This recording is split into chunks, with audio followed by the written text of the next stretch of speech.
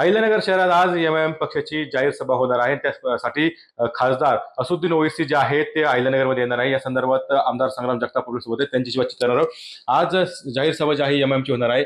यापूर्वीच ही सभा अहिल्यानगरमध्ये होणार होती, मात्र ती काही कारणास्तव म्हणजे जो तणाव निर्माण झाला होता अहिल्यानगर शहरात त्यासाठी ती रद्द करण्यात आली होती। मात्र याचा आरोप जो आहे तो आपल्यावर ठेवण्यात आला होता की आपणच जाणून बुजून ही सभा रद्द व्हावी यासाठी हा प्रकार केला होता। नाही, हा जो काही आरोप आहे हा आरोपात तथ्य नाही।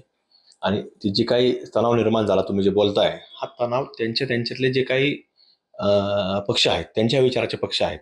आमचं त्यांच्या विचाराप्रमाणे आमचं काही कुठलं काम नाही, त्यामुळे आमचा त्यांचा संबंध येत नाही। की त्यांच्यात कोतवाली पोलीस स्टेशनमध्ये जो जमा झाला तर तो एक वेगळ्या विचाराचा जमाव होता आणि तिकडे रस्ता रोको जो केला तो वेगळ्या विचारात जमा होता। त्यामुळे त्यांच्यातल्या संपूर्ण स्पर्धा ही कोण कसा आहे किंवा कोण याच्यामध्ये इनिशिएटिव्ह घेतोय, कोण पुढे येते जास्त, कोण आक्रमक पद्धतीने पुढे जातोय, हा स्पर्धेतून घडलेला तो, त्याच्यामुळं आमचा त्याचा काही संबंध नाही।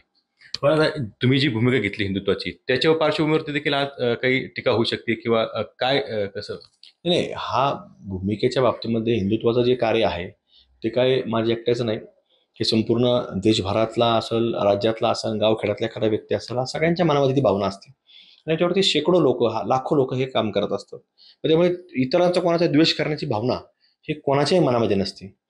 पण जे काय आपण इतर समाजाकडनं पाहतो की त्यांच्या मनामध्ये इतरांच्या बाबतीमध्ये द्वेषाची भावना ही आपल्याला सातत्याने पाहायला मिळते।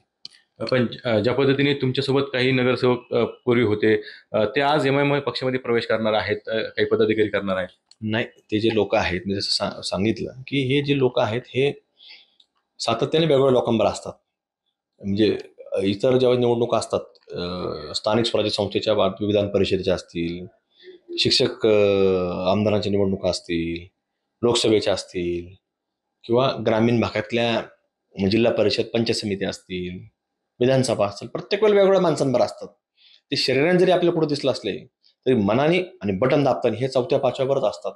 त्यामुळे हे वेळोवेळी त्यांनी मताच्या माध्यमातून सिद्ध केलेलं आहे। कारण की ग्रामीण भागामध्ये जर लक्षात नाही आलं तरी शहरी भागांमध्ये त्या पेटीतनं लक्षात येतं, कारण तिथं त्यांचे एका पेटीत 1000 मतं असतात। पेटीतून लक्षात येतं हे कोणाबरोबर आहे आणि त्या 1000 मध्ये 1000चे 1000 ते लोक असतात, त्यामुळे लक्षात येतं की हे कोणाच्या बाजूने आहे। मग याचा काही परिणाम आगामी महानगरपालिकेच्या निवडणुकीत होऊ शकतो काय? नाही, आमच्यावरती नाही होत, त्यांच्यातच असतं ते, आमचा त्यांचा काही संबंध नाही। तर निश्चितच आगामी महानगरपालिकेच्या निवडणुकीत कोणताही परिणाम जो आहे तो होणार नसल्याचं जे आहे ते आमदार संग्राम जगताप यांनी सांगितलं आहे। पुन्हा जायकर, TV9 मराठी, अहिल्यानगर।